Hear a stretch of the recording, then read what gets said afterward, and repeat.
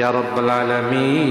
আল্লাহ, তুমি না কোরআনে বলেছো বান্দা যতই গুনাহ করবে আমার কাছে তাওবা করলে আমি তোমারে মাফ করে দেব। মনে বড় আশা নিয়ে আল্লাহ তোমার শাহী দরবারে ভিক্ষুকের মতো হাত বাড়াইলাম। তুমি যদি ক্ষমা না করো, কে আমাদেরকে ক্ষমা করবে? কে আমাদের মাফ করবে? ভিক্ষুকে একজনের কাছে ভিক্ষা না পেলে আরেকজনের কাছে পায়। এক দুয়ার থেকে বিতাড়িত হলে আরেক দুয়ারে যায়।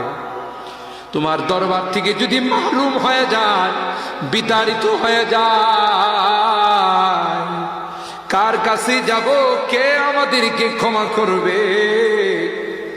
মালিক রে, কাঙ্গালের মতো হাত বাড়াইলাম।